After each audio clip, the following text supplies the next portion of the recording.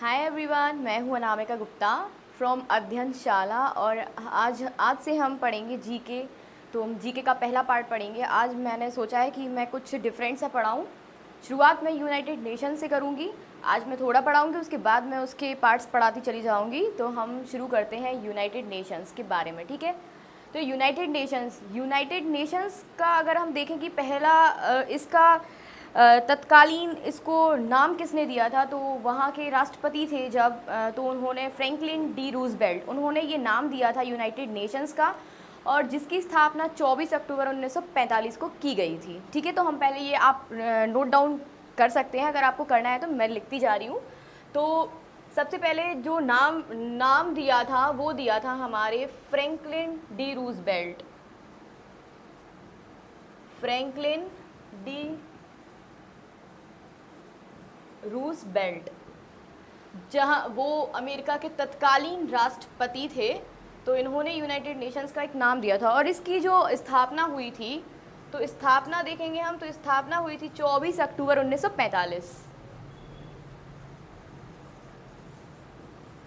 24 अक्टूबर 1945, ठीक है। अब हम जानेंगे कि अभी इसमें टोटल मेंबर्स कितने हैं। तो टोटल मेंबर्स अभी हमारे जो हैं इसमें वो है 193। टोटल मेंबर्स 193 हैं, ठीक है। तो 192 देखते हैं कि 192 कौन सा था। 192 जो मेंबर था वो कौन सा था? मोंटेनेग्रो, ठीक है। ये था हमारा 192 नंबर का। अब हम देखेंगे कि 193 नंबर का कौन सा था। तो 193 नंबर का जो था, जो अभी है प्रेजेंट में, वो है हमारा साउथ सूडान, ठीक है। अब हम देखेंगे कि जो अभी फिलिस्तीन करके एक जो देश है 194, उसको बनना है, लेकिन अभी उसको वोट नहीं मिले हैं, तो इस प्रकार से अभी वो बन नहीं पाया है। बट आप अगर नोट डाउन करना चाहो तो आप लिख सकते हो 194, अगर आपको लिखना है तो आप लिख सकते हो फिलिस्तीन, ठीक है। लेकिन इसको अभी वोट नहीं मिला है, तो आप इसको, ये आएगा नहीं वैसे तो पेपर में, लेकिन मैंने बता दिया कि 194 वाला भी है हमारे पास। अब हम देखेंगे कि इसकी स्थापना हमने देख ली है। तो शुरुआत में इसमें हस्ताक्षर की जब ज़रूरत थी, जब बनाना था अपन को कि यूनाइटेड नेशंस हम बनाएंगे, ठीक है, तो उसमें अभी पहले 50 मेंबर्स थे, वैसे 51 थे, ठीक है। टोटल 51 मेंबर्स लिए गए थे कि 51 मेंबर्स के हस्ताक्षर हो जाएंगे तो हम एक यूनाइटेड नेशंस का निर्माण कर सकें। तो पहले कितने थे? 51 पूरे थे, बट हस्ताक्षर कितने हुए?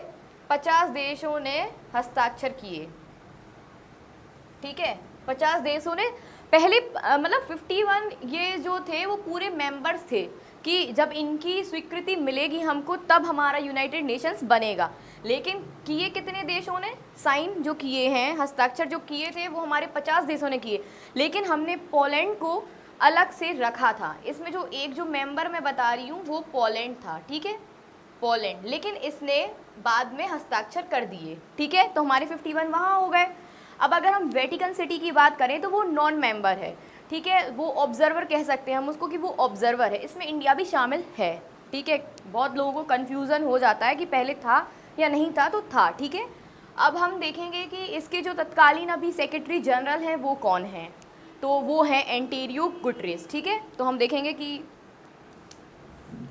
आपने ये अगर नोट डाउन कर लिया हो तो आप पॉज करके भी देख सकते हो वीडियो,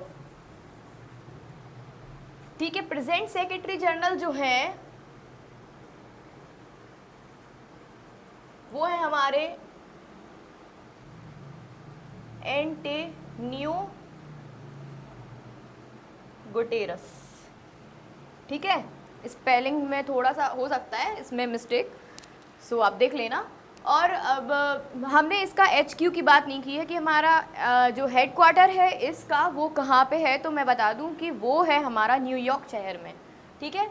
न्यूयॉर्क में है इसका HQ। अगर हम HQ की बात करें, बहुत इम्पॉर्टेंट है, बहुत ज़्यादा इम्पॉर्टेंट है। ये हमारा जो HQ है वो बहुत इम्पॉर्टेंट है। इसकी डेट, मेंबर्स, टोटल, और जो हमारा HQ है वो है हमारा न्यूयॉर्क शहर में, ठीक है। जो HQ है वो है हमारा न्यूयॉर्क में। ये हमारा अमेरिका का सबसे बड़ा शहर है, ठीक है, सबसे बड़ा शहर है ये हमारे अमेरिका का। तो इसका HQ आपने पढ़ लिया कि न्यूयॉर्क में इसका HQ है। इसके हमने सेक्रेटरी जनरल पढ़े हैं, एंटोनियो गुटरेस हैं। फिलहाल में इनको 2017 से कार्यभार संभाला गया, इनको दिया गया, ठीक है। और हमने यहाँ पे टोटल मेंबर तो 193 कर ही दिए हैं। 194 मैंने बताया फिलिस्तीन है, जिसको वोट नहीं मिले हैं अभी, तो आप बिल्कुल भी उसको अगर ध्यान रखना हो तो रख सकते हैं, अदरवाइज कोई ज़रूरत नहीं है ऐसी। आप 192 ज़रूर ध्यान रखिएगा।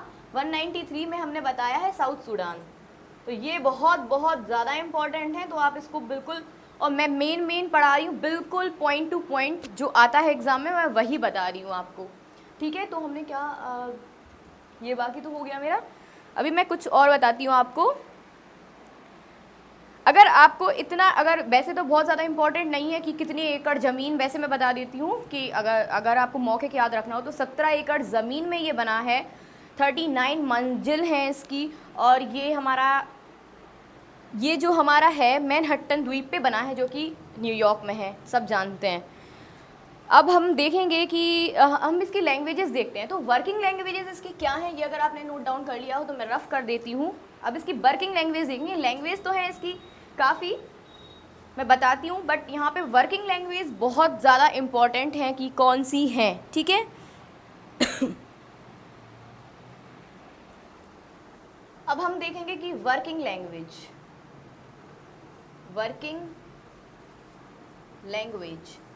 तो वो है हमारी इंग्लिश एंड फ्रेंच। ये बहुत बहुत बहुत ज़्यादा इम्पॉर्टेंट है, तो आप इसको ध्यान रखिएगा, ये बहुत ही ज़्यादा इम्पॉर्टेंट है, इंग्लिश एंड फ्रेंच, ठीक है।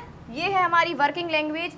जो भी काम होगा यूनाइटेड नेशंस में, जो भी चलेगा वो इन 2 लैंग्वेजेस पे ही चलेगा और किसी लैंग्वेज पे नहीं चलेगा। अब हम अगर देखें तो यहाँ पे इनके अलावा इसके अलावा 4 और ऐसी लैंग्वेजेस हैं जो यहाँ पे मान्य हैं, बट काम किस पे चलेगा, इंग्लिश एंड फ्रेंच पे। तो हमारी जो है वो है चीनी, मतलब चाइनीज़, उसको मैंड्रिड बोल सकते हैं अपन। चाइनीज़ तो लिखा नहीं आता है, मैंड्रिड आता है, मैंड्रिड लैंग्वेज बोलते हैं इसको हम। तो एक ये हो गया हमारा, एक स्पेनिश हो गया,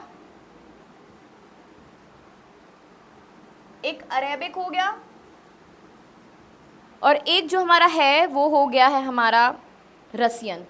बहुत इंपॉर्टेंट है, रसियन भी बहुत ज़्यादा इंपॉर्टेंट है। ये आप लैंग्वेजेस सारी याद रखें कि हमारी 6 लैंग्वेजेस इसमें हैं, बट काम कौन सी करती हैं, इंग्लिश एंड फ्रेंच। आप कहीं भी पढ़ लोगे तो आपको यही बताएंगे वो कि इंग्लिश एंड फ्रेंच पे ही काम होता है, ये हमारी वर्किंग लैंग्वेजेस हैं। अदरवाइज़ इन्होंने 4 भाषाएं और रखी हैं, Chinese, Spanish, Arabic and Russian. तो अभी जो रीसेंट लैंग्वेज है वो हम अरेबिक कह सकते हैं, बिल्कुल मोस्ट रीसेंट है, जो मोस्ट रीसेंट, सॉरी गलत बोल दिया मैं, रीसेंट लैंग्वेज जो है वो है हमारी अरेबिक, ठीक है।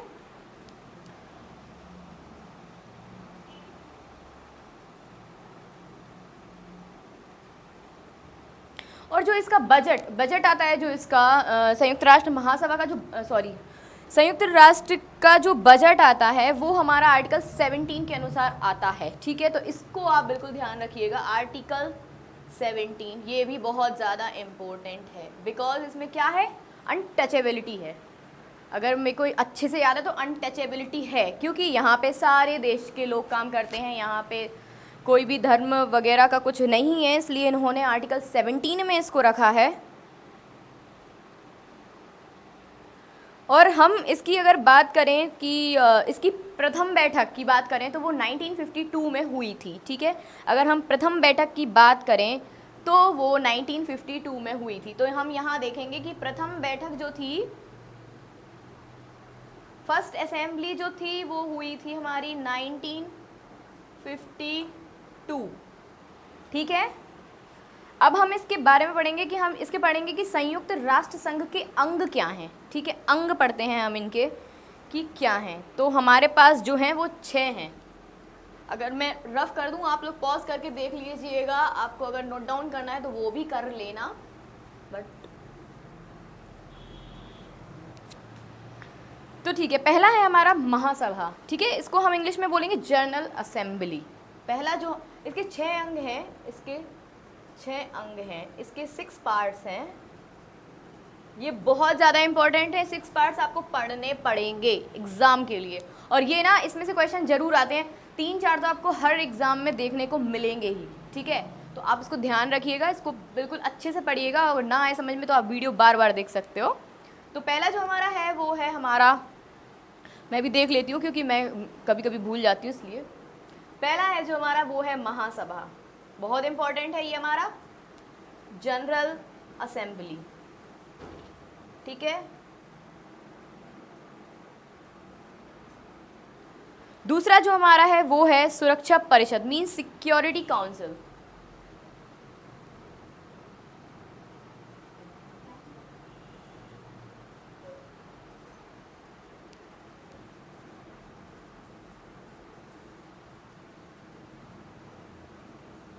तीसरा हमारा जो है वो है हमारा आर्थिक एवं सामाजिक परिषद, इकोनॉमिक एंड सोशल काउंसिल, ठीक है। आर्थिक एवं सामाजिक परिषद, economic and social council.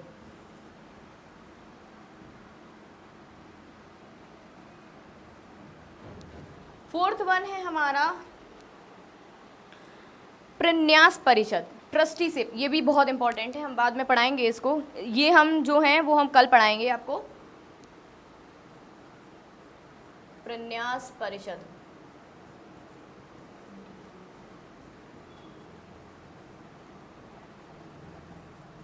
Trusteeship council, ठीक है।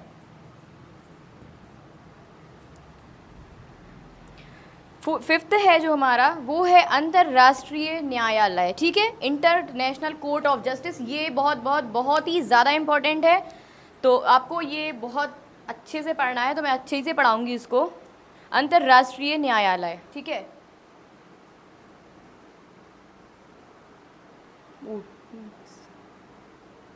अंतर्राष्ट्रीय न्यायालय, ये है हमारा, इसको शॉर्ट फॉर्म में बोलते हैं ICJ, और वैसे हम बोलेंगे इंटरनेशनल कोर्ट ऑफ जस्टिस।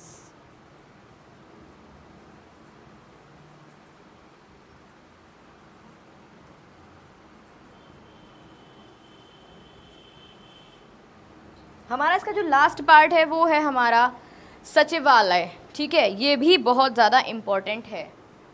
इसके 6 पार्ट हैं, 6 में से एक ये, एक जनरल असेंबली, सिक्योरिटी काउंसिल, ये और लास्ट वाला एक, फिर तो क्या एक बचा तो पढ़ ही लेना,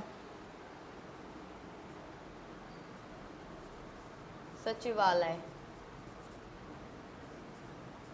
ठीक है।